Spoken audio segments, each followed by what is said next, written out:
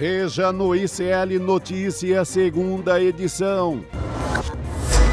Vorcaro na prisão.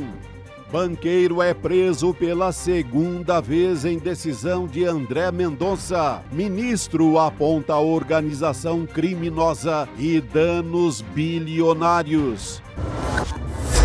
Modus operandi de milícia.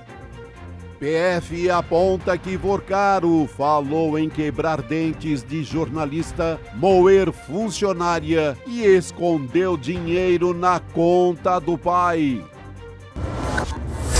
PEC da Segurança Pública. Texto pode ser votado hoje e redução da maioridade penal fica de fora. Reclamações do Brasil na ONU. Lula critica a guerra no Irã e diz que dinheiro gasto nos conflitos acabaria com a fome no mundo. O ICL Notícias, segunda edição, está no ar.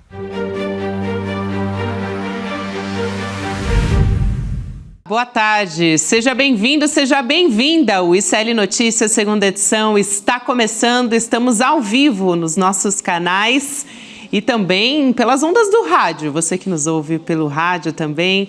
Nesse dia 4 de março de 2026, deixe o seu comentário no chat. Também pode apoiar o nosso jornalismo seguindo, a gente no nosso YouTube, se você nos assiste pelo YouTube, e também alertando, ligando o seu alerta do sininho, porque hoje o dia está bombástico em Brasília. Temos muito a tratar aqui a partir da nova prisão do Daniel Vorcaro, dono do Banco Master, mas vou antes dar boa tarde para o meu parceiro de bancada, Chico Sá. Boa tarde, Gabi. Boa tarde, audiência. Realmente a semana só acaba quando termina. Olha, hoje em clima de Poderoso Chefão, né? Ali, cinema com ares de máfia. É por aí. É por aí mesmo, estarrecedora. Chico. Porque é aquela máfia mesmo, no sentido de ter uma milícia, de bater, de ameaçar, de ter muito dinheiro, de achar que compra todo mundo. Máfia no sentido pleno de máfia.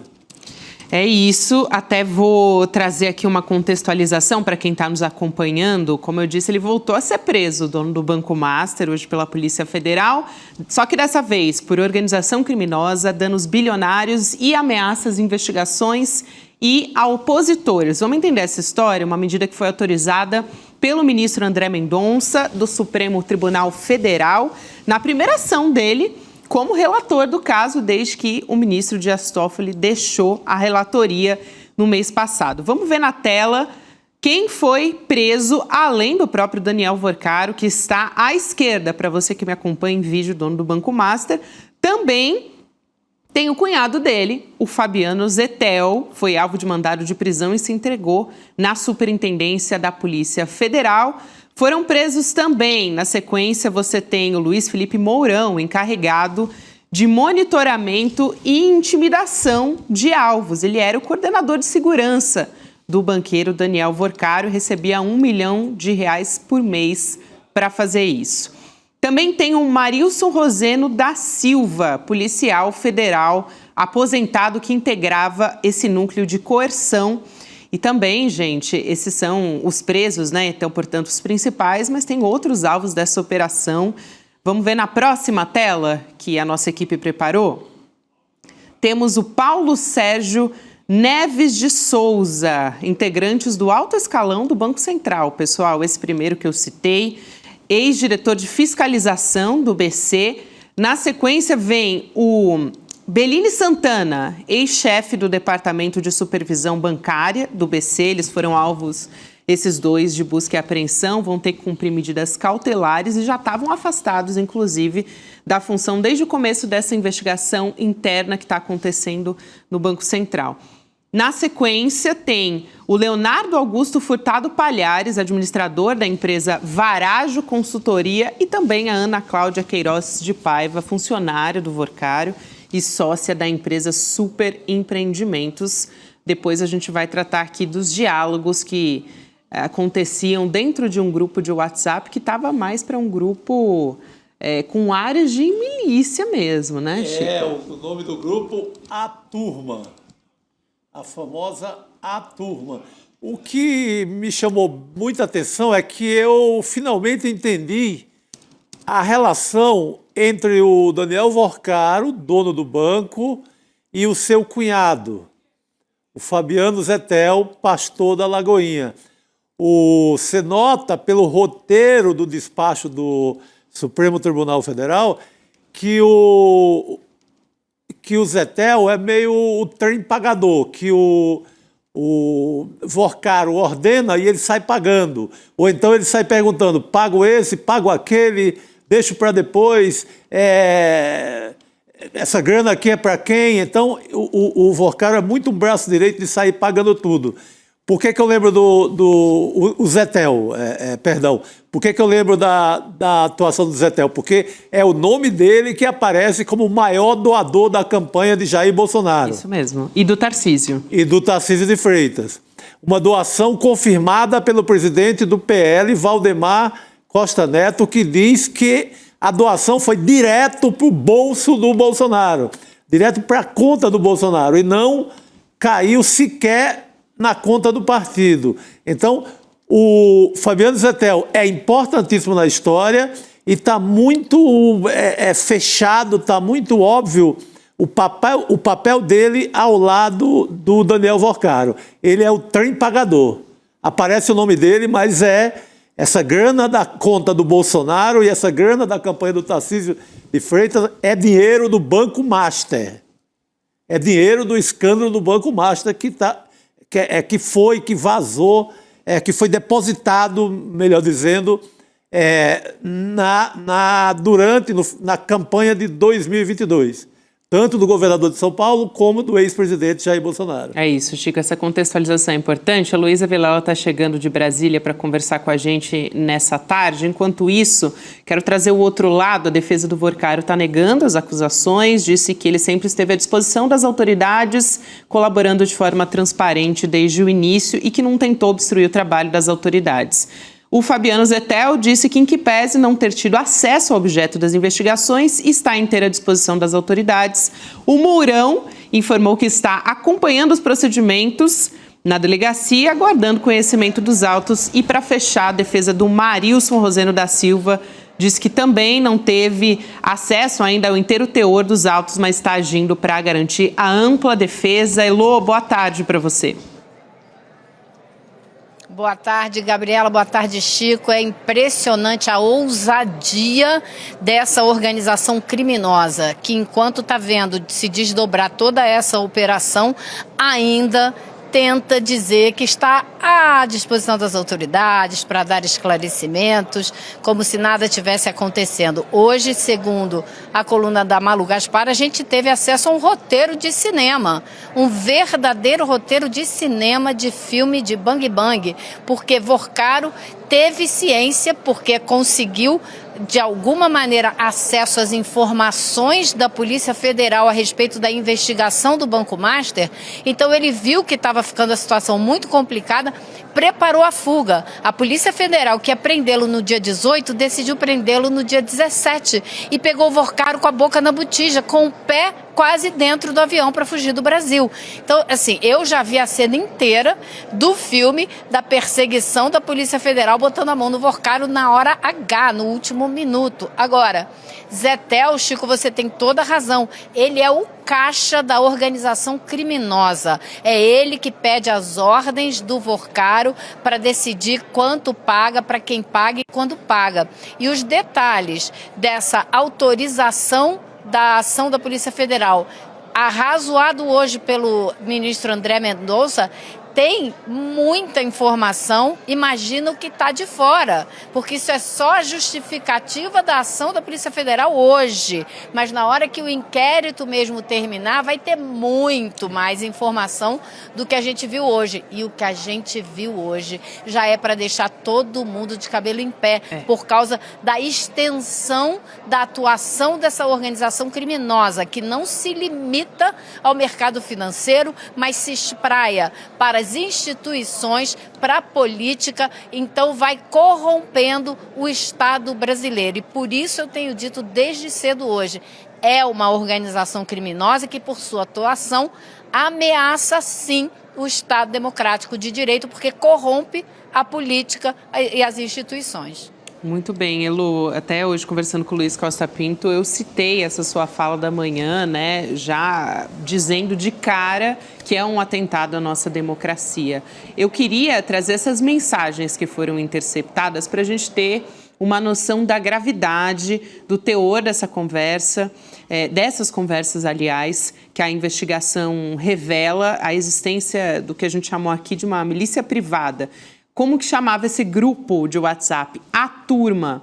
E esse grupo ele era utilizado para monitorar ilegalmente e intimidar adversários, autoridades e jornalistas. Vamos ver alguns trechos das conversas? O primeiro já está separado aqui na nossa tela, Vorcaro e Luiz Felipe Mourão.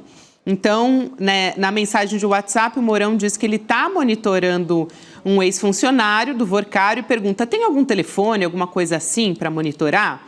E aí ele se dispõe a colocar a Turma, esse grupo, para intimidar o outro funcionário do Vorcaro, que supostamente teria feito uma gravação dele.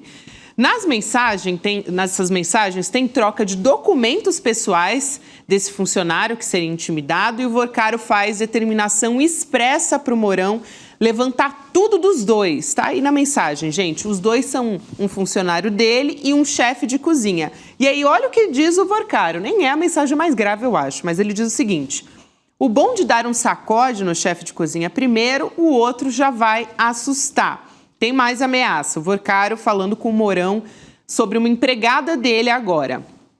Empregada Monique me ameaçando. É mole? Tem que moer, desculpem o palavreado, mas foi o Vorcaro que disse isso. Tem que moer essa vagabunda. Mourão responde, o que é para fazer? Vorcaro responde, puxa endereço, tudo. E aí tem as ameaças a jornalistas, principalmente o jornalista Lauro Jardim, do Globo. Foi discutida uma estratégia para simular um assalto e atacar o Lauro Jardim. O que dizem os diálogos encontrados pela Polícia Federal? O Vorcaro diz que seria necessário colocar pessoas para seguir o Lauro Jardim e aí menciona a possibilidade de agredir o Lauro Jardim nesse assalto. O Vorcaro diz o seguinte, tinha que colocar a gente seguindo esse cara para pegar tudo dele. E o Mourão fala, vou fazer isso. Em outra troca de mensagem, o Vorcaro escreve assim, esse Lauro, quero mandar dar um pau nele, quebrar todos os dentes num assalto. E aí o Mourão coloca 2 símbolos de sinal positivo na mensagem e responde, estamos em cima de todos os links negativos, vamos derrubar todos e vamos soltar positivas. O Vorcaro diz, quero dar um pau nele, mais uma vez. E o Mourão pergunta, pode? Vou olhar isso. E o Vorcaro responde, sim. É esse o nível que a gente está conversando aqui. Era o nível de conversa, se é que dá para chamar de conversa, né, Lou, que se acontecia nesse grupo. Isso são ordens para cometimento de crimes. E por sorte, ou não sei se por falta de tempo, eles não conseguiram fazer com o jornalista Lauro Jardim o que pretendia o Vorcaro, que não era pouca coisa. Agora, a atuação, né, e a maneira como eles se comunicam é gente miliciana, não há a menor dúvida. Então, milícia que atua como milícia para atuação de crimes como esse, de intimidação, agressão, mas também no mercado financeiro, cometendo fraude, lavagem de dinheiro, porque era uma das grandes preocupações também da Polícia Federal para pedir a permissão para essa ação, o desvio de patrimônio, porque o Vorcaro, gente, ele tem, por isso que eu digo a ousadia, ele foi preso e ele continuou trabalhando para se livrar dos crimes, para saber do que estava acontecendo, para usar uma maneira de ter acesso a dados do inquérito e para esconder o patrimônio. Então, assim, é muito crime junto, é muito grande. Acho que a gente está começando a ter ideia do tamanho da atuação dessa organização criminosa. Solimar Vieira comenta aqui no nosso chat um detalhe bem interessante. Ela fala que e pensar que essa gente é toda nascida, criada dentro da igreja, porque toda essa turma, todo esse grupo de WhatsApp que eles criaram, da turma, aí é tudo gente, é ex-pastor ou pastor, gente que fez programa na emissora da Igreja Batista da Lagoinha, lá em BH. Então, é gente que se diz muito evangélico, muito religioso, usando o nome da religião em vão, usando o nome de Deus em vão, usando Jesus, usando todos os recursos possíveis da religião para um interesse completamente macabro, para ser mafioso, né? Porque não dá para admitir que esse povo seja religioso, no sentido de religião que traga o bem, que faça o bem, que tenha algum sentimento cristão. Não dá. Por isso, Chico, eu estou achando maravilhoso esse caso ter ido para a mão do ministro André Mendonça, que é o ministro terrivelmente evangélico, não é isso? Mas que está tomando as medidas necessárias. Então, isso tira um pouco da capacidade narrativa, né, de tentar dizer, imagina se isso tivesse caído na mão do Alexandre de Moraes ou do ministro Flávio Dino, que seria ainda pior. Iam dizer, não, ele está mancomunado com o governo, está querendo atrapalhar pessoas que são ligadas à extrema-direita, porque a gente sabe que esse grupo é todo ligado à extrema-direita, vocês destacaram na abertura. Volume de dinheiro entregue para a campanha do Bolsonaro e para a campanha do Tarcísio. A Nicolas Ferreira também viajando no jatinho do Vorcaro, ligado também à Igreja da Lagoinha, enfim. Então, estar na mão do André Mendonça nesse momento é uma ótima notícia. A ligação do Nicolas Ferreira é toda com o Fabiano Zettel. É mais um caso em que o Vorcaro delega, o Fabiano Zettel resolve. É mais uma ligação, é mais um serviço sujo prestado, executado pelo Fabiano Zettel, que se dizia pastor, agora a Lagoinha diz que o afastou das funções, mas se dizia pastor até outro dia. Então, é mais um serviço feito executado pelo Fabiano Zettel. Assim como o serviço de garotas de programa da Faria Lima, que a Folha publicou outro dia, de uma garota que recebeu até um apartamento, era também executado pelo pastor Fabiano Zettel. Então, o Vorcaro delegava, fazia a lista e o Zettel saía resolvendo todas as broncas. O Chico e Elô, acabou de sair uma notícia, a Justiça Federal em São Paulo manteve a prisão preventiva do Daniel Vorcaro, determinou que ele seja encaminhado diretamente ao sistema prisional estadual, depois da audiência de custódia que ele fez aqui na capital paulista, e o Fabiano Zettel teve o mesmo destino. A definição foi a mesma, eles vão para o Centro de Detenção Provisória, né, o CDP 2 de Guarulhos, que fica na Grande São Paulo. Então, as prisões que aconteceram nessa terceira fase da operação passaram por audiência de custódia e agora vão ser levados para o CDP2 de Guarulhos. É aquele centro que a gente tinha visto quando vai para o aeroporto. Isso. Ali. Onde já teve, inclusive, uma fuga espetacular, cinematográfica, de helicóptero.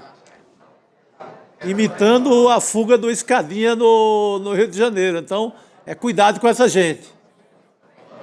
Elô. E um dos detidos, Gabi, também aparentemente tentou suicídio hoje.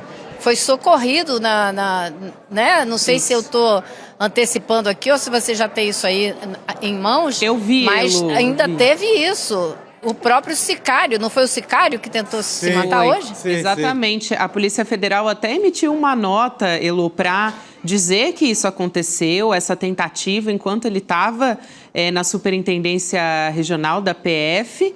E quando os policiais federais tomaram conhecimento dessa situação, estou lendo aqui a nota, eles levaram ele para um socorro imediato, fizeram reanimação pelo SAMU e a equipe médica deu continuidade ao atendimento. Mas isso realmente aconteceu agora à tarde. Também, logo depois, saiu na coluna da Mônica Bergamo os desdobramentos dessa história, mas ele foi socorrido, foi levado a tempo ao hospital. Elô. Gabi, você imagina a ficha corrida desse sujeito, o número de implicações, né? A quantidade de ações e crimes e provas que devem ter por aí, para ele não aguentar o rojão e imediatamente tentar pular fora, tirando a própria vida. Imagina o quanto de culpa no cartório ele sabe que ele tem. Exatamente. Eu até, quando você estava falando, Elô, sobre o André Mendonça, eu queria trazer aqui uma notícia também para vocês analisarem sobre quase que um esporro aqui, falando no palavreado mesmo, para todo mundo entender que o ministro André Mendonça deu na PGR, na Procuradoria-Geral da República, nessa decisão que autorizou a prisão preventiva do Vorcaro e dos outros 3, né? Então, vou explicar essa história. Para o André Mendonça, a PGR ignorou a gravidade, a urgência dos fatos que foram apontados pela Polícia Federal quando pediu uma extensão de um prazo que tinha para se manifestar. Como é que foi isso, né? A ordem de prisão foi solicitada pela PF, que estava identificando indícios de tentativa de obstrução das investigações. E antes de decidir pelas medidas, é praxe que o relator abra uma vista PGR para opinião. No dia 27 de fevereiro, o André Mendonça deu um prazo de 72 horas para a manifestação do PGR, ressaltou que tinha urgência do caso.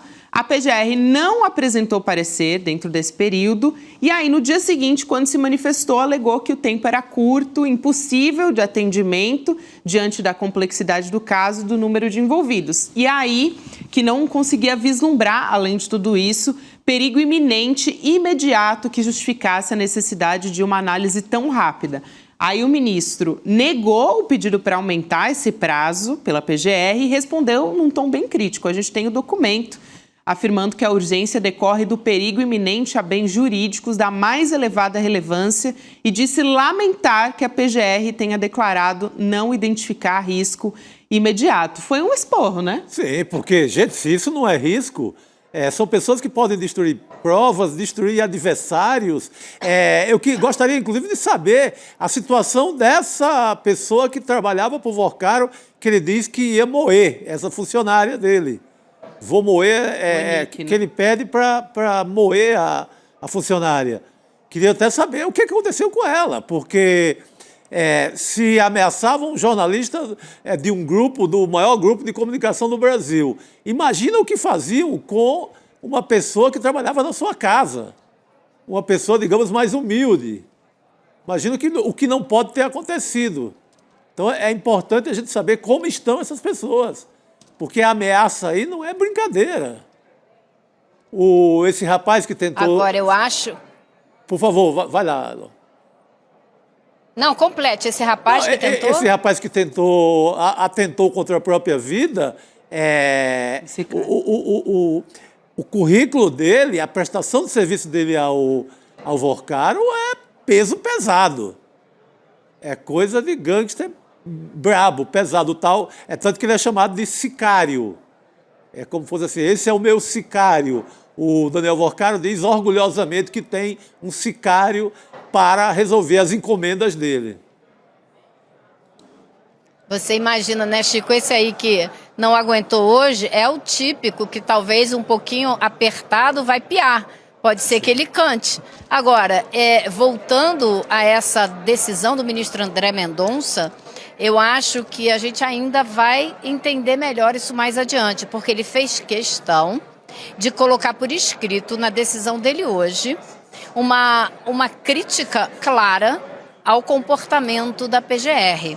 Então, a gente precisa saber duas coisas. Primeiro, por que ele decidiu fazer essa crítica tão clara e pública à PGR? Ele não precisava, podia ter passado por cima disso. A outra é, por que a PGR tomou essa atitude? São duas perguntas que ainda precisam ser feitas e que necessitam de resposta.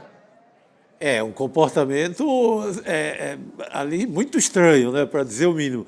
Se você consegue ler esses relatos com com ameaça de quebrar dente de jornalista, com toda essa violência. Com 2 bilhões na conta do pai. Os caras mandavam 2 bilhões para a conta do pai assim, como a gente manda um Pix para um comércio da esquina que a gente esqueceu de pagar uma coisa ali. Sabe? Pelo amor de Deus. Se o procurador não vê nisso gravidade, é estranho. Elô, eu até queria saber, aproveitando que você está nos clima dos corredores aí de Brasília, como é que está o encaminhamento a respeito de eventualmente de uma CPI do Banco Master, né? Que tem sido uma resistência dos parlamentares, mas que hoje ganhou um desdobramento que é horripilante, né? De deixar todo mundo de cabelo em pé, como você disse na abertura. Pois é, Gabi, tanto na Câmara como no Senado, a presidência da Casa não tem menor interesse em pautar, em colocar essa CPI de pé. E acho que não vai mudar absolutamente nada. E, de fato, acho que uma CPI a essa altura do campeonato chega muito atrasada. Ela deveria ter sido aberta no fim do ano passado já. Mas como não foi feita, a Polícia Federal já andou muito com a investigação. Vai perdendo até o sentido, na minha opinião, uma CPI no Congresso, tanto na Câmara como no Senado, porque a Polícia Federal já está lá na frente. Então agora, acho que se abrir uma CPI é para atrapalhar muito mais do que para ajudar, né? Então, não abriram, não fizeram nada. Agora mesmo é que não vão fazer. A gente já começou o mês de março, a gente tem aí um calendário eleitoral curtíssimo, começam as desincompatibilizações em abril, não é isso? Então, acabou o ano, eles vão votar aqui as últimas coisas que são essenciais, como a PEC da segurança, que deve ser votada ainda hoje, apesar de estar sob discussão, mas é de interesse eleitoral para todo mundo, e a redução da escala 6x1. Mais do que isso, não espere desse Congresso. Se sair mais alguma coisa, vai ser uma surpresa. Então, eu acho que eles perderam o momento, mas não perderam por acaso. Perderam porque a direção das duas casas não tem o menor interesse de botar a mão nesse vespeiro. Vamos lembrar que logo no começo desse caso todo, os nomes que a gente tinha de pessoas envolvidas eram de Ciro Nogueira e Rueda, 2 nomes importantes, líderes do Centrão. E é do Centrão que são também os presidentes, tanto da Câmara como do Senado. Boa, Elô. Não, também acho que não sai, basta pegar. Eu, por curiosidade, quando você falou da CPI para Elô, eu fui ver a lista da agenda prioritária do Daniel Vorcaro em relação ao Congresso. Olha só a lista: Aguinaldo Ribeiro, PP da Paraíba, Altineu Cortes, PL Rio, Arthur Lira, Hugo Mota, Bilac Pinto, União Brasil, Diego Coronel, PSD da Bahia, PSD do Kassab, Doutor Luizinho, PP Rio de Janeiro, PSD, Marcelo Álvaro Antônio, PL Minas Gerais. É só PL, está o centrão todo aqui junto com o PL, incluindo o Nicolas Ferreira, que é o nome mais brilhante dessa lista do Vorcaro. Então, essa lista das viagens, né, Chico? Ainda está dentro das viagens. Então, essa lista responde, não vai ter CPI. A cúpula do Congresso tá dentro da parada. Elô, eu também queria aproveitar e repercutir uma matéria aqui com você e Rodrigo Viana, que já vai entrar aqui junto com a gente. Aliás, já está chegando, eu anunciei. O homem está chegando. Ele estava a posto, então ele vai chegar aqui para abre-se a porta na nossa mesa redonda, junto com a Heloísa Vilela. Isso raramente acontece, né? Esse encontro ao mesmo tempo. Então, pode chegar aqui, Rodrigo, se acomodar aqui na mesa. Muito bem. Para a gente continuar esse assunto. Eu queria trazer uma matéria, boa tarde para você. Boa tarde, uma Chico. Apuração do Kleber Lourenço no nosso site, do celular apreendido, né, nessa primeira operação, que tinha contatos da cúpula da Câmara, e a maioria desses contatos era considerada assimétrica pela Polícia Federal. O que isso quer dizer, né, assimétrica? Que esses números estavam salvos no celular do Vorcaro, Só que o número do Vorcaro não estava salvo na agenda desses deputados, mas mostra algum tipo de interesse, né, em ter essa rede de contatos ali na mão, no celular dele. Tinha o presidente da Câmara, o Hugo Mota, tinha nomes de políticos importantes com influência, o Arthur Lira, que também foi presidente da Câmara, o próprio Nicolas Ferreira, que viajou no jatinho do Vorcaro em 9 ocasiões para fazer campanha para o Bolsonaro em 2022. Então, entender um pouco o que vem daí, né? É um fio que está sendo puxado, ainda não está muito claro, mas é uma reportagem que o Kleber Lourenço trouxe hoje, que está no nosso site também, do ICL Notícias. Rodrigo, Elô e Chico. O Kleber Lourenço, ele trouxe, antes de todo mundo, Elô, a ligação do Nicolas Ferreira com essa turma. Nem se falava nisso ainda e o Kleber Lourenço mostrou lá como havia uma ligação de WhatsApp ali muito íntima entre as duas partes. Fala, Elô. Então, eu acho assim, que essa é uma informação importante, mas que ela precisa ser aprofundada, né? Sim. Porque tem pelo menos 2 políticos ali, um deles é o Paulo Biakel, que é do PSDB de Minas Gerais, se não me engano, que tinha também o telefone do Vorcaro na lista dele. Uhum. Então, esse aí, aparentemente, tinha uma comunicação mais intensa. Agora, o fato de alguns nomes de políticos experientes, né, o celular deles não ter salvado o número do Vorcaro, não necessariamente significa que eles não conversavam. Pode ser uma turma mais esperta que falou, pô, não vou deixar o nome dele salvo aqui porque pode me dar problema.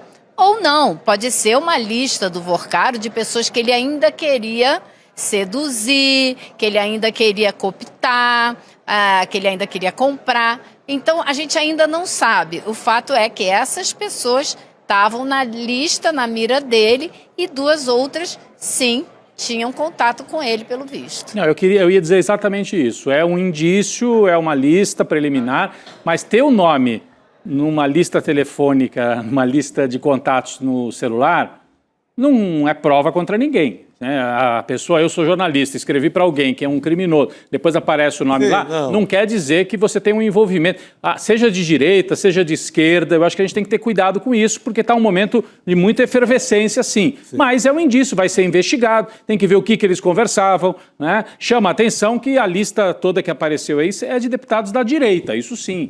Mas não quer dizer que todos eles tinham extrema-direita e centrão. Extrema-direita e central. Tem PP, PSD, PL, principalmente Republicanos também aparece, União Brasil, isso. Alguns do Novo. O nome não diz nada, só o nome. Agora, quando você pega o nome, depois você tem o passeio por 9 estados de avião. Aí sim.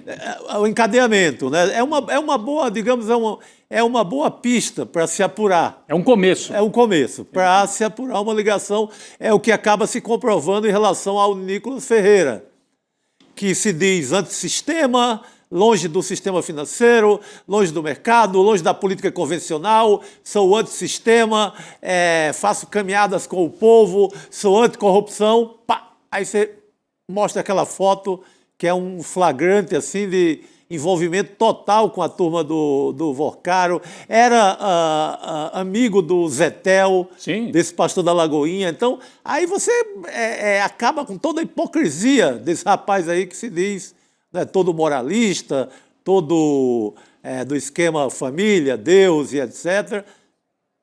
A gente acabou vendo numa foto, e da foto o desdobramento ele mesmo assume, diz que não sabia. É a foto do avião, né? Você anda 9 dias, quase morando no avião. Não, você imagina, você está sentado em casa e fala, vamos lá, nós vamos sair num avião. Aí você entra no avião, não pergunta de quem é. De quem? Como é que é essa viagem? Não, entra nesse avião, não pergunta nada. É assim que funciona. E não foi nem só uma vez. Não, né? É uma vez, isso. Se é uma vez, você até pode falar, estava meio distraído, correndo de uma cidade para outra, fazendo campanha. 9 dias, ele não perguntou para ninguém, não teve a curiosidade. Quem é que está bancando essa viagem aqui? Não é verossímil isso de jeito nenhum. E só para destacar, esse personagem, o Zetel, a gente tem que falar mais dele, Fabiano Zetel. Ele Tem 2 maneiras de dar a manchete sobre o Fabiano Zetel. Cunhado de Vorcaro e operador do dinheiro do Vorcaro é preso. Essa é uma manchete possível e está correta. A outra é maior doador de campanha do Bolsonaro e do Tarcísio de Freitas é preso, envolvido num esquema mafioso. Gente, não é um cara que doou 100 reais. Estão escondendo um pouco Tá. na mídia convencional, tem escondido isso. É o maior doador. Repito. E que era pastor da igreja. E que era de Lagoinha, pastor né? da Lagoinha. Porque às vezes o cara doou 100 reais. Aí, eu doei para um monte de gente. Esse cara é o maior doador individual de campanha do Bolsonaro. Você acha que é à toa que o Bolsonaro foi buscar o cunhado do Vorcaro? O Banco Master está intimamente ligado ao esquema bolsonarista. Esse banco só existe porque o Roberto Campos Neto, presidente do Banco Central, deu guarida para que ele existisse. Tinha 2 diretores do Banco Central da época do Roberto Campos Neto no grupo de WhatsApp, Elô, trocando, fazendo parte do mesmo grupo. Eu acho muito grave isso. Você chamou outro nome importantíssimo, Roberto Campos Neto. Campos Neto. Assim, é tido como um técnico e tal. Afrouxou a legislação para permitir que o Banco Master fosse criado e prosperasse. Sim. Afrouxou a fiscalização, as leis do Banco Central. Fez de conta que não estava vendo, é isso que dá a entender. Então, é claro que ele também tem que vir para essa investigação, não tem como. E o Banco Central hoje está colaborando direto com a Polícia Federal. Justamente, é um trabalho importantíssimo, porque é preciso que se defina claramente quem era o grupo dentro da Polícia Federal e que período de tempo esse grupo atuou para permitir que casos como esse acontecessem, permitir a criação, o crescimento e tudo que o Master fez, com todas a maneira de operar no mercado, obviamente fraudulenta. Estava na cara e quem é do Banco Central sabia. Então tem que se delimitar esse grupo, espaço de tempo, porque é preciso cuidar da instituição. Você tem que salvar a instituição e separar os podres. Isso é fundamental. Por isso eu digo que é tão perigoso para a democracia. Porque se você permite que as instituições sejam levadas de roldão junto com esses bandidos, a gente vai ter um problema ainda mais sério. Elô, eu queria aqui fazer um adendo, até alertado pela Gabi Varela, que os 2 diretores do Banco Central participavam de um grupo de WhatsApp com o Vorcaro. Mas do jeito que eu falei aqui, ficou parecendo que era o mesmo grupo onde estavam essas articulações para quebrar, né, os dentes, etc, etc. Assim, pelo que está aqui, eram 2 grupos diferentes. Ele tinha 2 grupos de WhatsApp para articular isso tudo, né? Ele tinha um grupo de WhatsApp da turma, que era da articulação barra pesada, pagar, quebrar os dentes, não sei o quê, e o grupo de WhatsApp com os diretores do Banco Central para articular, fazer orientação técnica para ele. Então, eles tinham, é como se fosse uma espécie de consultoria privado exatamente, do Vorcaro, né? Que revisava documento, que o Master enviaria para o Banco Central, antecipava informação sobre fiscalização e por aí vai, né? Gravíssimo, inclusive, a atuação desses funcionários do alto escalão do Banco Central também. Importante deixar claro, né, como que eles estavam atuando como consultores até do Vorcaro e recebiam vantagens, né, vantagens devidas, lógico, custeio de viagem para o exterior, por aí vai. E esses 2, eles não foram detidos, mas estão com tornozeleira eletrônica e proibido de manter contato com os outros investigados. 2 ex-diretores do Banco Central da época em que o Master foi autorizado a operar. Então, é muito grave. Isso aí está no colo do Roberto Campos Neto. A imprensa não vai trazer essa manchete. Então, 2 manchetes. O maior doador de campanha do Bolsonaro está preso. E a outra manchete. 2 diretores do Roberto Campos Neto estão com tornozeleira eletrônica e articulavam no grupo de WhatsApp com o Vorcaro para dar a guarida técnica para um mafioso atuar no Brasil. Total. É isso. O Elô... Agora, com a operação de hoje, a Polícia Federal, claro, fez outras apreensões e outras buscas. Sim. Então, a Polícia Federal já fez a perícia de todos os aparelhos que ela tinha até agora e vai ter mais coisa para analisar e mais provas e mais história para contar daqui para frente. Vem mais por aí, Elô. Calma, gente, vamos ficar sentados na cadeira porque vem bomba com certeza por aí. Eu queria te perguntar também a respeito da análise da PEC da segurança pública. Até o plenário da Câmara começou a analisar. O presidente da Casa, Hugo Mota, falou em entrevista mais cedo, coletiva, que o debate sobre a redução da maioridade penal, que é um ponto que tem realmente suscitado muita mobilização, muita discussão no texto, vai ser feito em outro momento, por outro meio, e Hugo Motta admitiu que nesse ponto provavelmente seria travada a votação dessa proposta, porque não tem apoio dos partidos de esquerda, de centro-esquerda também não. Então, o texto a ser votado é bem diferente daquele que foi elaborado pelo governo federal, isso é importante, e tem gerado um incômodo no Planalto. A gente está vendo as imagens da Câmara dos Deputados acontecendo nesse momento, a discussão no plenário, não é isso, Elu? Exatamente. Essa discussão vai longe, Gabi, a noite vai ser longa por aqui, porque ainda existe muita discordância, como você disse, a PEC da segurança. Se a gente fosse resumir, tá? Colocar de uma maneira bem resumida, o grande objetivo do governo com essa PEC era fazer um combate ao crime organizado de maneira também organizada e federalizada, ou seja, você ter o esforço da Polícia Federal adiante desse processo e não picotar as investigações com os estados, até porque também a gente sabe e a gente viu, no caso do Banco Master, por exemplo, você tinha interesse direto de alguns governadores de estado para que certas coisas não fossem investigadas, como, por exemplo, por que Cláudio Castro botou uma fortuna da Previdência do Rio dentro do Master? Por que o Ibanez Rocha fez a mesma coisa? Então, o grande objetivo, e o governo sempre diz isso, é que hoje o crime organizado, ele não atua num estado, ele não atua nem só no Brasil, ele atua além fronteiras. Então, você precisa de um combate muito mais amplo. Essa era a grande ideia da PEC, que na mão do Centrão aqui no Congresso Nacional já foi totalmente desfigurada. Eles, pelo contrário, estão... vocês se lembram que na lei antifacção já era essa a discussão e passou um texto bem ruim.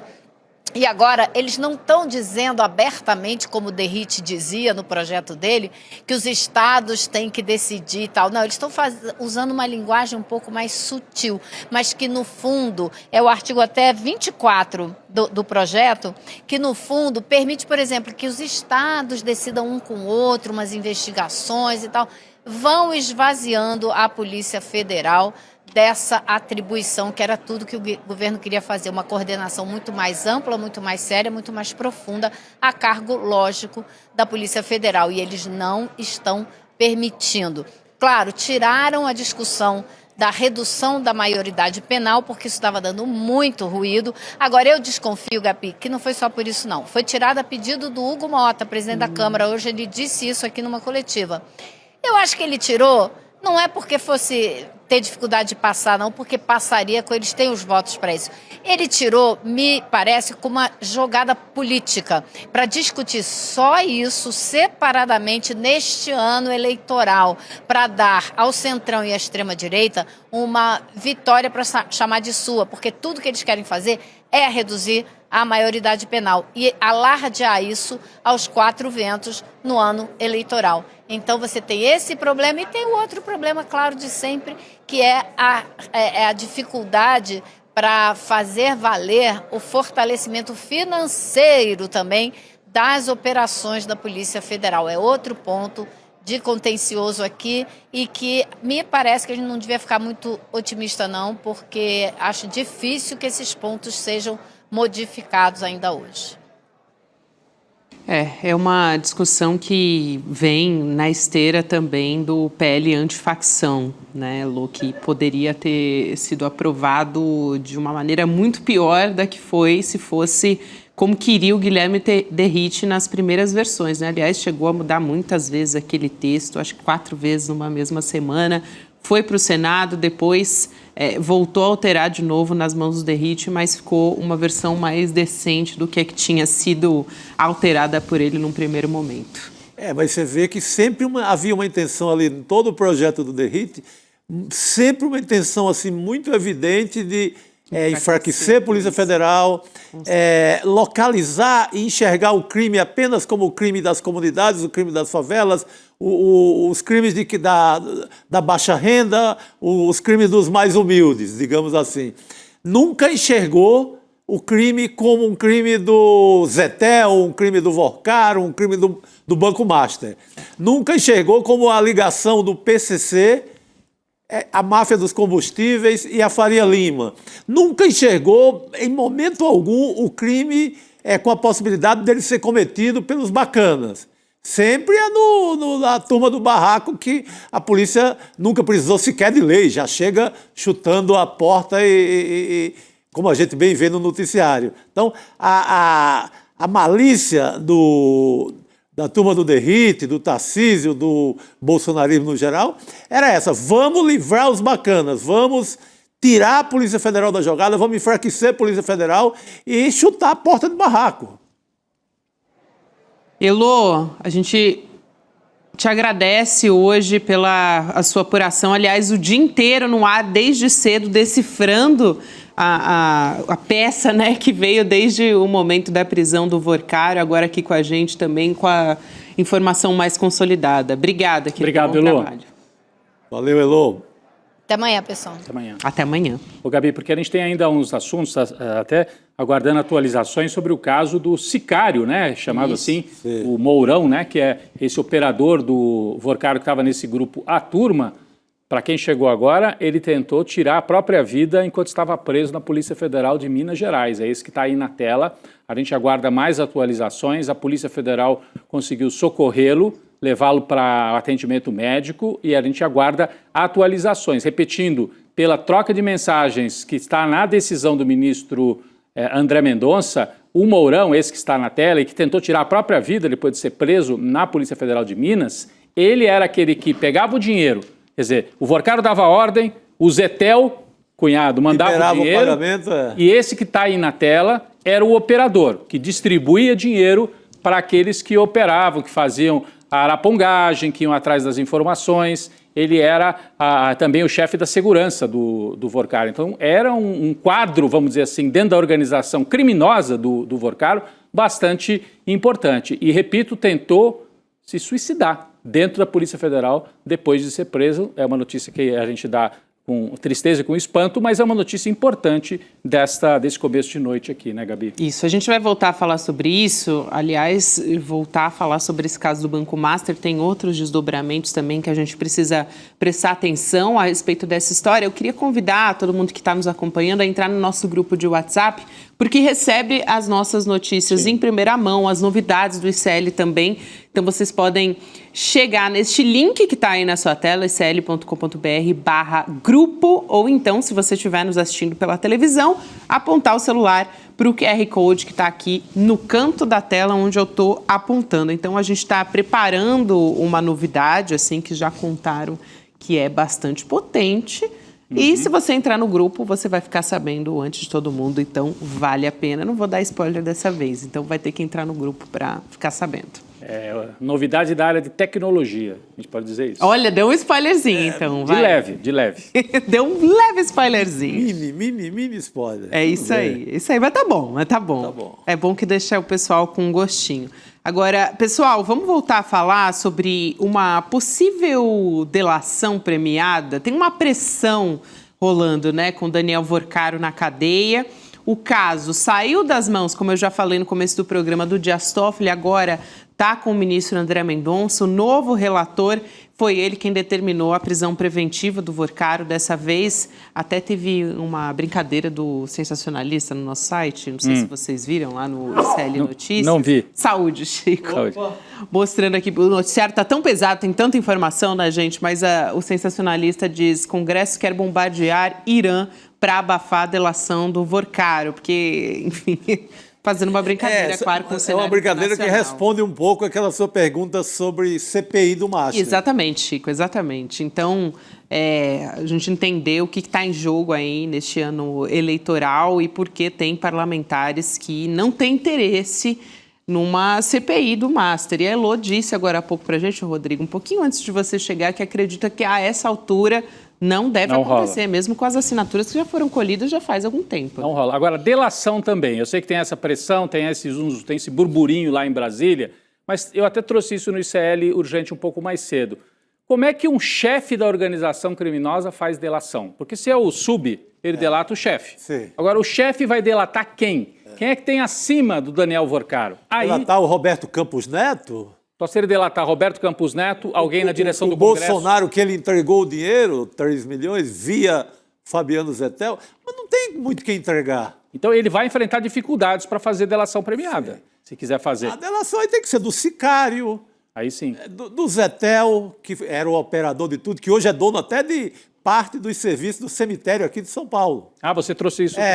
Pegou uns créditos podres do BRB e virou dono aqui do cemitério em São Paulo, do serviço privatizado pelo prefeito Ricardo Nunes. Vê a mão de quem estão os cemitérios, na mão de quem estão os cemitérios aqui de São Paulo. Mas então esses mais abaixo do Vorcaro fazer delação faz sentido. Agora, o Vorcaro fazer delação, ele vai ter assim, que suar bastante para convencer o Ministério Público e a Polícia Federal de que ele tem quem entregar, o que entregar acima dele. Sim, e o que a polícia precisa saber do Vorcaro? Não tem mais nada sabe. quase para saber. Acho. Eu acho. Cometeu todas as fraudes possíveis, tinha aquele CDB fantasioso que ia dar nisso que a gente está vendo agora, é conhecido no mercado há 2 anos, já se fala de quem era o Vorcaro. Eu acho que delação tem que ser daí para baixo. Quem vai entregar mais minúcias da história toda. É assim que eu entendo também, mas vamos aguardar, né? De repente tem uma surpresa. E vamos ouvir também a opinião do nosso convidado, o deputado federal Duarte Júnior, do PSB do Maranhão, que conversa com o N2 nessa noite. Deputado, bem-vindo.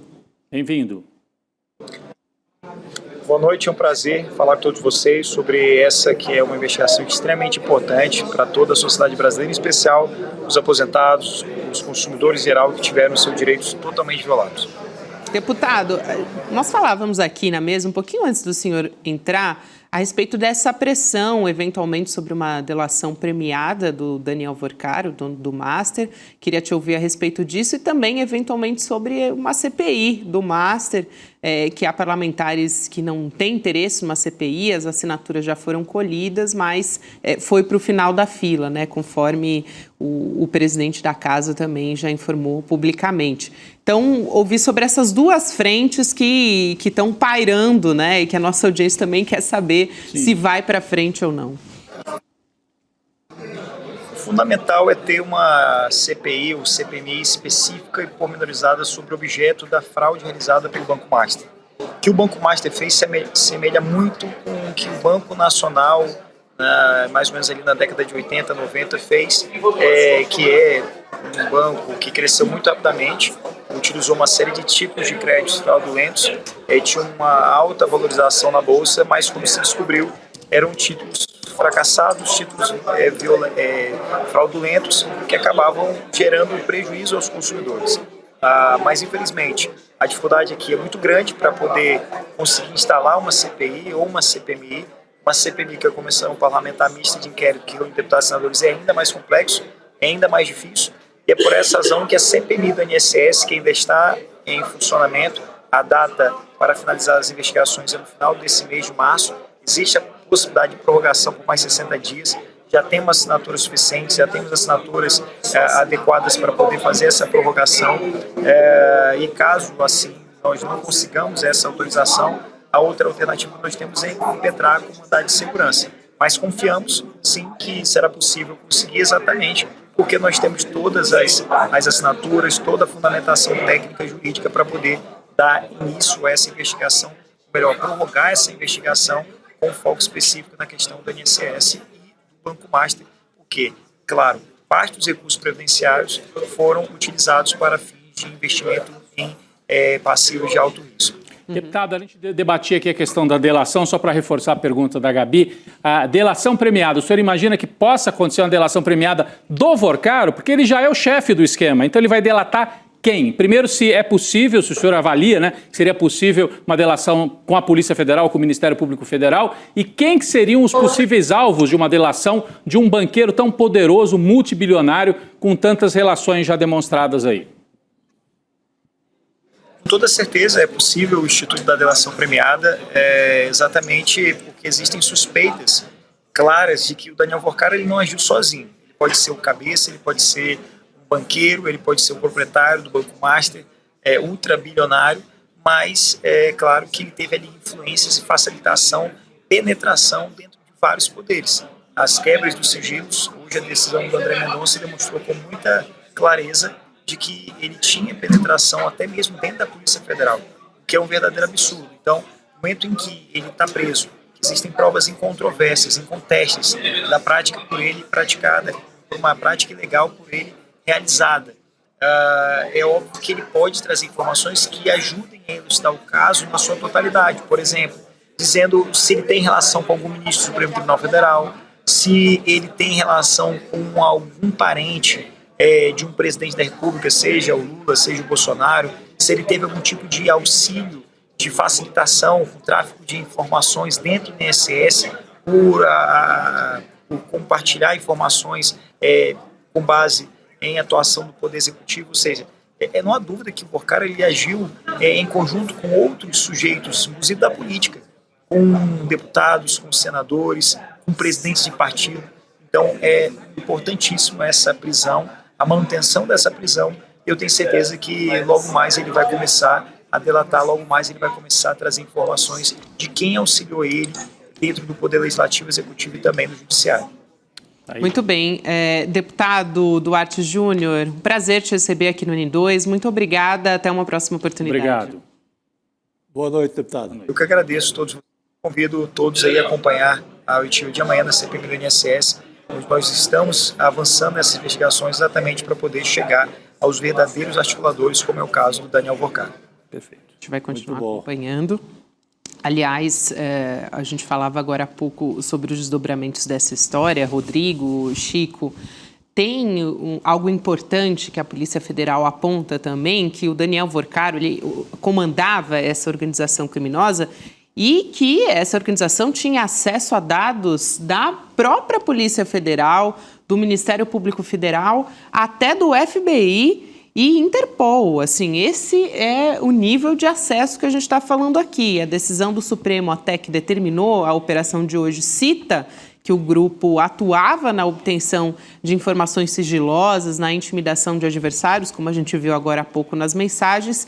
Tem um trecho que a gente vai colocar aqui na tela que diz o seguinte: as investigações também apontam que o Luiz Felipe Mourão realizava consultas, extrações de dados em sistemas restritos de órgãos públicos, incluindo bases de dados utilizadas por instituições de segurança pública e investigação policial. A partir dessa metodologia, de acordo com a autoridade policial, o investigado teria obtido acesso, então, a sistemas da PF, do Ministério Público Federal, organismos internacionais. Como eu disse aqui, o Mourão foi preso, foi ele, né, que agora há pouco noticiamos aqui que teve uma tentativa de suicídio que foi contida pelos agentes da Polícia Federal. Ele foi socorrido, foi levado para o atendimento num hospital, mas ele já é réu em outros casos também por lavagem de dinheiro, organização criminosa e crime contra a economia popular. Você nota que tinha também um ex-policial federal aposentado, né, no grupo da turma. No grupo da turma. Ao lado do sicário, que também era bom de arapongagem, de fuçar tudo que era arquivo, eles faziam esse serviço mais sofisticado. Então tinha de tudo, que aí é como um serviço de espionagem próprio do Vorcara. E o louco é que esse sujeito aí, ele dividia a arapongagem e também era um sicário, também ia para porrada no final, né? Pelas mensagens que ele trocava com o próprio Vorcara, quer que faça o quê com ela? É para quebrar? Não é pra então quebrar? ele fazia cumpria essa dupla função no esquema e dentro daquele grupo de WhatsApp chamado a turma. Mas ele tinha tudo que era acesso à Polícia Federal, movimentação da Polícia Federal. Costuma-se, qualquer político ou um banqueiro, alguém que está nesse nível de corrupção, costuma comprar alguém. Isso é um clássico. Vem lá desde o PC Farias, que tinha o delegado da Interpol na mão dele. Todo mundo achando... O delegado dava uma entrevista para a gente que estava procurando o PC Farias, depois ligava para o PC e já dava o esquema para ele fugir. Então, sempre rolou esse tipo de coisa e esse tipo de agente duplo dentro da própria Polícia Federal. E a Polícia Federal não é essa coisa linda que a gente vê aqui, que é todo mundo unido e funciona tudo de forma mais harmônica possível. Não, sempre tem uma cota ali, um sindicato meio errado na parada. Então, o que dá para entender de todos os relatos em relação ao Vorcaro é que ele tinha também gente lá dentro. Tinha. Isso fica... Ele tem informação muito privilegiada, ele tinha, né? Agora ele não tem mais, espero que não esteja cortado a qualquer comunicação. E nós vamos contar daqui a pouco duas histórias, uma das relações dele com a imprensa, supostamente jornalistas, né? E outra, como é que ele foi descobrir, inclusive, processos que estavam em sigilo, conseguiu obter informação sobre isso de maneira ilícita e depois esquenta essa informação usando jornalistas, né? Eu acho que nós vamos falar daqui a pouco sobre isso também, né Gabi? Que ele tem trechos aqui falando de pagamento para editores, é assim que ele se refere, né? Ele se refere assim, tá na decisão do André Mendonça, tá? Para a operação de hoje, citando o pagamento do Vorcaro a editores, como você disse, só que a investigação não deixa claro, faz menção a, abre aspas, DCM e mais 2 editores. Como é que tá o trecho? A gente tem aqui na tela para colocar. Ao ser indagado por Vorcaro sobre os dados para o pagamento e sobre o valor exato, Mourão responde nos seguintes termos. Ele, o Zetel, manda um mensal e eu divido entre a turma. Mando para eles 400 dividido entre 6. Os meninos mando 75 para cada. O meu. O DCM e mais 2 editores. É este o mensal. Ele manda um e quando você manda bônus, eu divido entre os meninos e a turma. E aí, depois dessa divulgação da decisão, o portal Diário do Centro do Mundo divulgou uma nota negando qualquer relação com a operação, dizendo que nunca recebeu qualquer pagamento dos investigados e o veículo não sabe a que se refere essa sigla que eles usam na decisão, DCM, que foi mencionada no documento, como eu disse aqui, né? Que é uma transcrição de uma conversa que o ministro André Mendonça, a gente ficou sabendo dessa conversa, que o ministro André Mendonça colocou esse trecho na decisão, para embasar a decisão dele, né? E o DCM fez reportagens críticas ao Vorcaro. Nos últimos dias fez reportagens críticas ao Vorcaro, a nota do DCM é longa, inclusive a gente tem publicado no nosso site, Diário do Centro do Mundo, negando que tenha recebido dinheiro, negando qualquer relação com o banqueiro Vorcaro. Mas depois, Gabi, ao longo do dia, surgiu um outro caso. Esse eu achei mais escabroso ainda e foi revelado pela jornalista Malu Gaspar, né? Pois é, Rodrigo. Teve um outro caso também e uma outra informação que veio a público também com essa operação é que, segundo a Polícia Federal, tá, concluiu que o Vorcaro ocultou dinheiro das vítimas do Banco Master na conta do pai, o Henrique Vorcaro, uma quantia de mais de 2 bilhões de reais. Como se fosse uma brincadeira, assim, passa 2 bilhões pro pai, 2 bilhões. Tem um trecho, se a nossa equipe puder colocar na tela também, só para as pessoas visualizarem onde está localizada na peça, né, na decisão, está aí na tela, então, os 2 bilhões que estavam ocultos na conta do Henrique Vorcaro, pai do Daniel Vorcaro. Tá bem. Não, eu estava falando aqui de um outro caso. Eu estava querendo citar aqui o caso que foi citado pela Malu Gaspar, eu acho da maior importância, a jornalista do Globo Malu Gaspar, que hoje faz referência a uma operação triangular em que, isso está na matéria da Malu Gaspar, a gente trouxe no ICL urgente, mas eu acho importante ressaltar aqui, ela teve acesso a esse esquema. O Vorcaro ficou sabendo de um inquérito sigiloso, e aí como é que ele faz para recorrer num inquérito que é sigiloso, que teoricamente ele não deveria conhecer? Ele torna esse inquérito sigiloso público. Como é que ele faz isso? Utiliza um jornalista. Segundo a Malu Gaspar, o jornalista Diego Scosteg, dono de um site de notícias chamado Bastidor. Isso está na matéria da Malu Gaspar. E aí o Diego Scosteg publica a matéria que interessava o Vorcaro e depois manda avisar o Vorcaro e o advogado dele, Valfrido Vardi. Olha, publiquei. Tá aí, ó, o que vocês queriam. E, segundo a reportagem... Ele esquentou a informação que era sigilosa.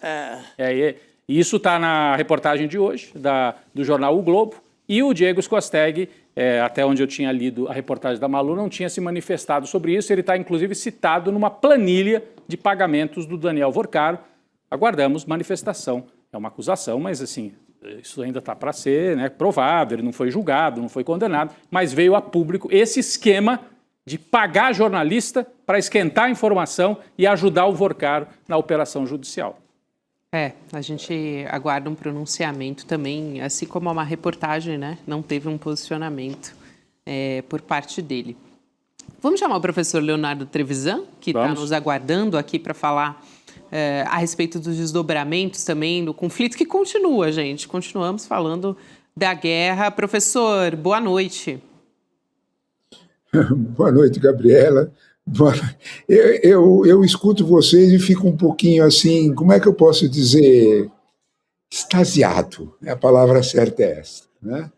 Sobre quando eu penso que eu já vi de tudo, e olha que as barbas são brancas, hein? Quando eu penso que eu já vi de tudo, não, tem mais. O Rodrigo conta coisas mais emocionantes. Não, né? Tem como, eu concordo, né, com o Chico, porque eu lembro bem desse tempo, né, do PC Farias, foi por essa porta. Lembra disso, Chico? Era muito engraçado, né? Ele mostrava a porta e tal. O PC passou por aqui. Tá bom. Exatamente, professor. Então, deixando a nossa república de lado, cuidando da outra república, né? O que a outra república está sinalizando hoje, né, é que começaram várias análises, né, e vários fatos sinalizados, né, e eu acho que essa é o ponto mais importante. Vamos dar razão a quem tem. O Jamil já tinha insinuado isso, né, no artigo dele sobre a guerra chegando ao 5º dia, né, que a guerra está, abre aspas, saindo do controle. A guerra não tem mais, como qualquer guerra, né? Essa foi até bem mais rápida, viu, Gabriela? As guerras às vezes demoram um tempo para sair do controle, né? E os feiticeiros começarem a apanhar das vassouras. Essa já está, né? Porque no 5º dia, de alguma forma, Trump perdeu o controle do processo, né? Seja pela reação interna do Irã, seja por tudo o que aconteceu com os vizinhos.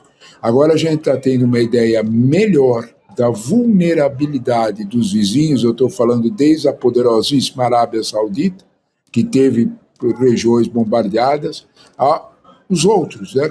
Catar, todos, Emirados Árabes Unidos, tudo mais, né? Bombas em hotéis de alto luxo de Dubai, né? O que vai implicar que aquela ideia toda de que há uma zona de absoluta tranquilidade nos árabes moderados, o Irã está cobrando seu preço, né? Esse por um lado da situação, né? Por outro lado da situação é aquilo que nós já vínhamos comentando aqui, que é o absoluto controle, né, por parte das alas mais radicalizadas do governo iraniano. Tem um artigo hoje do Eduardo Lucci, né, no Financial Times. Nós sempre brincamos do mesmo jeito, é o jornal dos bancos internacionais, né, fazendo um alerta, né, de que, de alguma forma, né, Trump foi avisado várias vezes, né, e fica muito notório que aquele alerta dos militares americanos era verdade. Trump não tem qualquer plano, não só de guerra, como ele não tem qualquer plano de saída sobre o atoleiro do Irã. Esse é o ponto, né? Então, de algum modo, talvez a pessoa que tinha mais razão era ninguém mais, ninguém menos, que agora o New York Times revelou, né? Dan Kane. Dan Kane é o general comandante do Estado-Maior americano, né? Ele falou com o presidente, né? E ele deu um aviso em uma série de cenários de guerra, né? Nunca existiu, você não toma conta de um país de 90 milhões de habitantes por controle remoto. Nenhum regime cai pelo ar. O aviso está dado. No 5º dia de guerra, parece que isso está ficando mais claro, né? Professor. Então, o mundo parece que está se mexendo, né?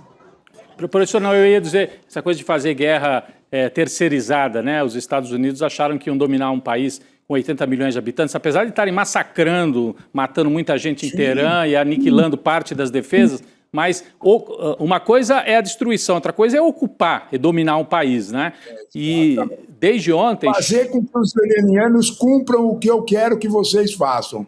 Não sei se isso será muito fácil. Então, e aí, desde ontem, circula já a informação em Washington, né, de que a CIA estaria preparando uma milícia do Kurdistão, ou seja, terceirizar a guerra no terreno para os curdos, que são uma minoria grande, mas uma minoria que está tanto no Iraque quanto na Turquia, quanto acho que no Irã em menor número. Mas, através dos curdos, invadir o oeste do Irã e aí sim executar operações de infantaria, operações no terreno para tentar minar ainda mais o Irã, né? Mas, por enquanto, é isso que a gente tem, né? Porque o Trump mandar tropa mesmo, se ele fizer isso, né? De ontem para hoje a gente já viu 6 militares, já a gente tem a confirmação de mortes, tem caixões já voltando com as bandeiras cobertas dos Estados Unidos. Isso pesa, né? Pesa demais, vira um novo Afeganistão, um novo Iraque. Os jornais de Washington, Nova York e tal, os grandes jornais começaram a estampar as carinhas dos mortos ali, com um recado para o Trump o tempo inteiro. Começa a mudar. Eles foram mortos numa das bases bombardeadas pelo Irã, 6 mortos, né? E desde ontem, CNN, Fox News, os jornais, etc., toda a mídia dos Estados Unidos publicando o rosto dos que morreram, né? Então, começa a pesar. Então, para ele mandar tropa no terreno, seria multiplicar isso por 10, por 100, por 1000. O número de mortes. Então ele vai preferir terceirizar a guerra através dos curdos, Gabi, o que eu lia desde ontem aí na imprensa dos Estados Unidos. Né? Isso, professor. Pode ir lá. Os curdos já fizeram várias vezes esse papel de terceirização, com os piores resultados possíveis. É só lembrar da Síria. Da Síria, né? Perderam, né? Perderam, nem na Síria. Quantos curdos tem disponíveis? Nós vamos lembrar de novo o episódio da Baía dos Porcos, vamos mandar uma lancha para tomar Cuba, com os fins que se viram. O que acontece, de alguma forma, eu acho que a ausência do controle, sabe, ela começa, não é no cenário de guerra, é dentro de casa. Isso que você notou, Chico, das fotos, ela tem um alvo só. Provocar o MAGA, provocar o Make America Great Again, cuja apoio direto ao Trump era que vocês lembram da campanha, todos vocês vão lembrar imediatamente, durante a campanha, Trump prometeu solenemente que não iniciaria nenhuma outra guerra. Pelo contrário, né, professor? E o MAGA acreditou. Ele dizia que ia ser um presidente da paz. Pelo contrário. Da paz, exato, bem lembrado, Gabi. O presidente da paz, né, terminaria o que o MAGA, a última coisa que o MAGA queria era mais uma guerra interminável, com alto custo para os Estados Unidos, com tudo que isso implicava de mais dano para os pobres americanos, vamos falar português, claro. Né? Então, de alguma forma, é tudo isso que não está acontecendo. Trump está enfiando os Estados Unidos em uma nova guerra. Atenção, né? Eu chamo a atenção de todos as diferentes fontes de notícia que sinalizam que Khamenei queria o martírio. Khamenei impediu que ele fosse retirado do palácio. Ora, peraí, num governo, num Estado em que o maior representante, que terá um funeral, queria ter o mesmo fim do Ayatollah do século VII, para ser martirizado, num país assim, com essa mentalidade, quanta tropa precisaria, Rodrigo? Quantos curdos precisariam para tomar um território onde as pessoas querem ser martirizadas se elas forem violadas nos seus princípios? Sim. Como é que você vai fazer isso? De qualquer maneira, é uma ocupação estrangeira, mesmo terceirizada. Nós não estamos lidando com ocidentais. Outro dia eu comentei uma coisa dessa, saiu na conversa, amigos. Né? Toma bastante cuidado, que quando a gente fala de Oriente Médio, nós estamos falando daquele canto da Terra, tem outros, né? Que não teve Revolução Francesa, não tem princípio iluminista. Vai devagar. Bom, se bem que o princípio iluminista, professor, a essa altura, eu diria que só na Espanha sobrou o princípio iluminista para defender o direito internacional, porque princípio iluminista em Tel Aviv, em Washington... Só na Espanha. Você tem razão, mas o que eu estou dizendo... Eu entendi, é só uma provocação no bom sentido. De democracia. Você tem toda a razão, sobrou só a Espanha.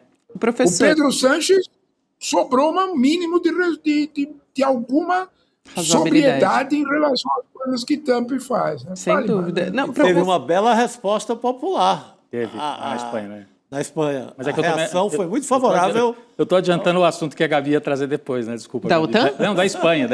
Não, mas na verdade o que eu queria trazer é uma outra também história importante. que é bastante grave de um míssil iraniano que foi lançado em direção à Turquia, foi abatido pelos Estados Unidos no mar Mediterrâneo, que faz parte do sistema de defesa aérea da OTAN. Então, Turquia, sendo parte da OTAN, o ataque direcionado pode arrastar, no fim das contas, mais países para a guerra. Não pode, professor? O conflito não pode sair mais de controle? É possível sempre sair mais ainda. Hoje ia bater na Turquia e já tinha batido no Chipre, né? Que também é parte da Europa. Exatamente. Que provocou a reação de Londres.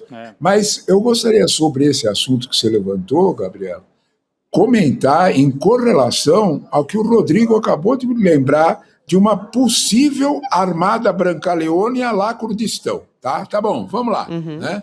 Tá bom.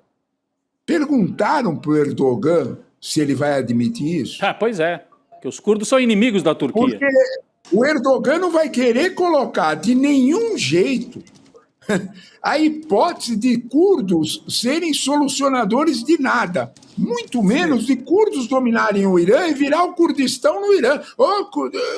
O Erdogan não vai permitir isso de jeito nenhum. Então, portanto, né, o regime na Síria, por exemplo, a Turquia bombardeou os curdos da Síria, quando eles tentaram sair do controle. Então, portanto, imaginar uma situação dessa, e imaginar um míssil da OTAN tendo que ser... A OTAN tendo que interceptar um míssil iraniano, vai de encontro a uma provocação à Turquia que tem recado certo. Você vai querer deixar os curdos se mexerem, né? Sabe, eu insisto num ponto, né? Já há algum tempo, inclusive apenas por raciocínio econômico, né? O Irã, desde o início dessa guerra, tem a chave do cofre, que é Hormuz. Os fatos estão provando, né? A Europa e parte considerável da Ásia está pondo a mão na cabeça porque não vai receber gás natural liquefeito do Catar, que é o maior exportador. Né? Isso é só o começo da história. Vocês devem estar vendo para onde está indo o preço do petróleo. Isso no segundo dia, né?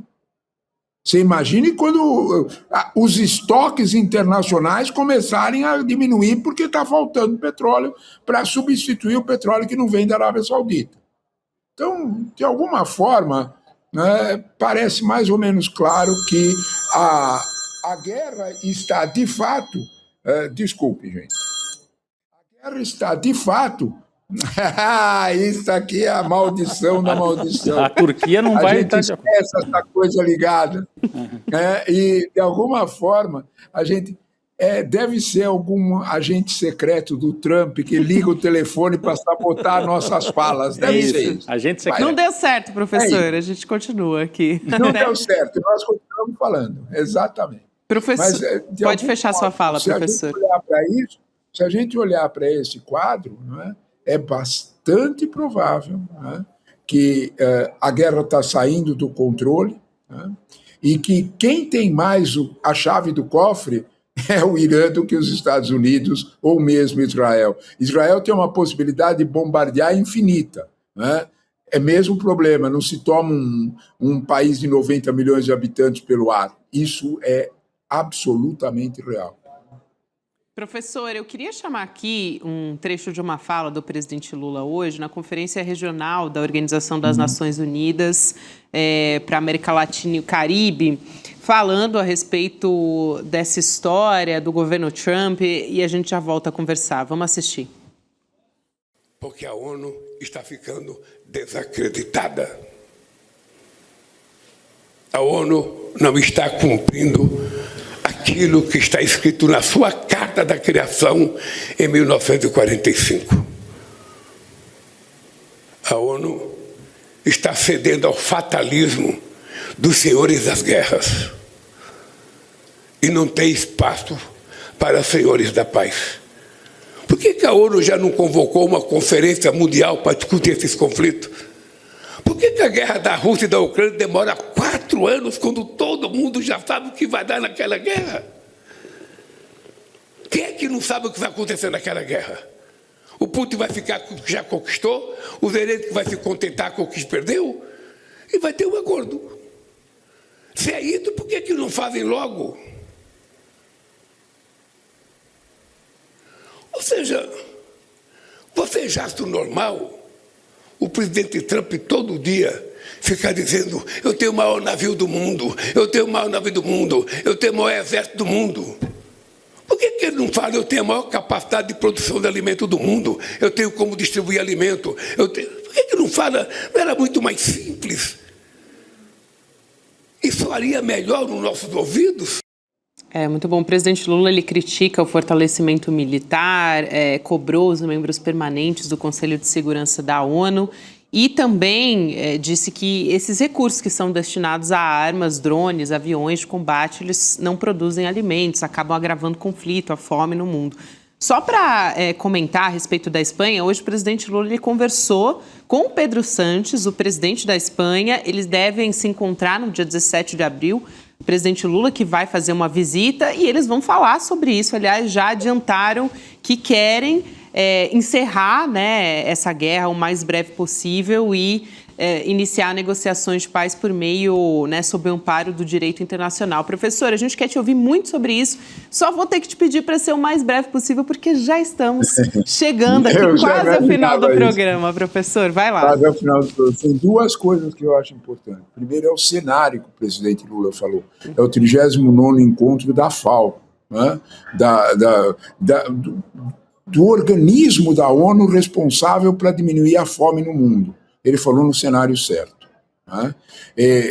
O presidente comentou com muita clareza as distâncias orçamentárias para a guerra e para os alimentos dos que passam fome, né?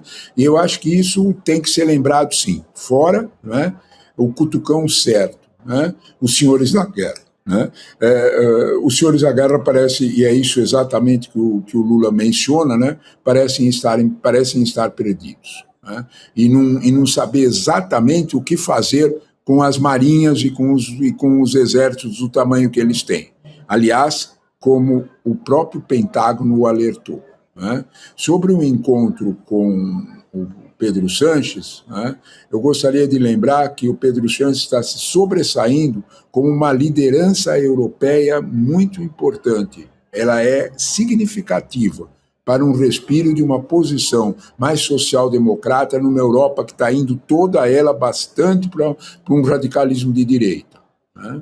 Pedro Sánchez, de alguma forma, escolheu o caminho certo e não o caminho de um certo silêncio. O Stammer na Inglaterra e Macron tiveram que, de certa forma, voltar atrás. Pedro Sánchez parece que manteve e dá um recado político importante para a Europa inteira.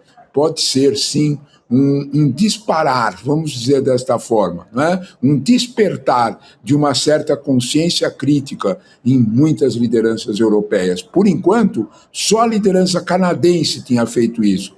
Pedro Sánchez rompe a barreira no território europeu. É isso, professor. Quero muito agradecer a sua presença aqui no N2. É sempre um prazer te receber, ainda aqui no contexto de caos e de fim do mundo, professor.